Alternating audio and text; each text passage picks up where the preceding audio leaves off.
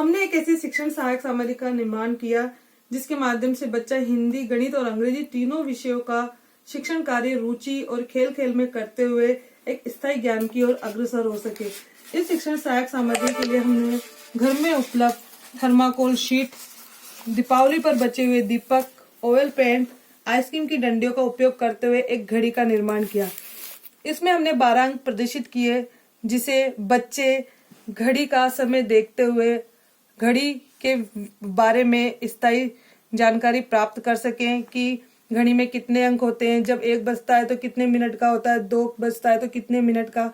उसी प्रकार से हमने इन अंकों को रोमन संख्या के रूप में प्रदर्शित किया, जैसे कि 12 को कैसे लिखते हैं, 1 को कैसे लिखते हैं, 4 को किस प्रकार से लिखते हैं।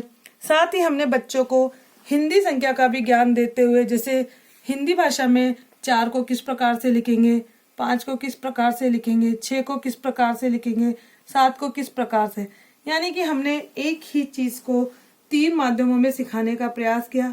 इसी के साथ जिस प्रकार घड़ी में 12 अंक होते हैं, उसी प्रकार हमारे हिंदी कैलेंडर में भी 12 महीने होते हैं। जैसे पहला महीना हमारा चैत्र का कब होता है, मार्च और अप्रैल के बीच।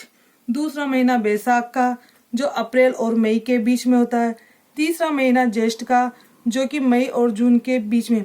इसी प्रकार से बच्चे 12 महीनों को हिंदी के नामों को याद करते हुए किन किन महीनों में वो आते हैं इसकी जानकारी प्राप्त कर सकते हैं।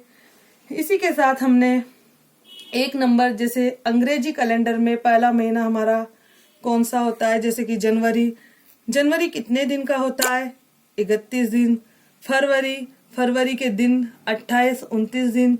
मार्च 31 दिन। यानी कि बच्चे देखते हुए खुद से इन चीजों का निर्माण करते हुए तीनों विषय के रुचि रखते हुए एक स्थायी ज्ञान की ओर अग्रसर हो सकता है। इसी के साथ हमने कोणों की जानकारी दी कि जब 3 और 9 2 कांटे समान दिशा में होते हैं तो एक सरल कोण बनता है। जब 12 और 3 या 9 और 12 या 6 और 9 एक सीध में कांटे होते हैं तो समकोण बनता है। जब 3 और 2, जब 9 और 10 ये एक दिशा में होते हैं तो न्यून कोण बनता है। इसी प्रकार से हमने इन चित्रों के माध्यम से बच्चों को समकोण, न्यून कोण, अधिक कोण की जानकारी दी। यानी कि एक ही शिक्षण सहायक सामग्री के माध्यम से हम कोणों की जानकारी करना, रोमन अंकों को पढ़ना, हिंदी के अंकों को पढ़ना, हिंदी महीनों की जानकारी प्राप्त करना, अंग्रेजी महीनों के बारे में जानना, उनमें कुल कितने दिन होते हैं इसकी जानकारी प्राप्त करना आदि को सीखते हुए एक स्थायी ज्ञान की ओर अग्रसर हो सकते हैं। और जब बच्चा इन अनुपयोगी वस्तुओं से उपयोगी सामग्री खुद से बनाएगा तो निश्चित रूप से वो एक स्थायी ज्ञान की ओर अग्रसर होते हुए अपनी सोच को, अपनी सृजन कला को और भी अधिक विकसित कर सकता है।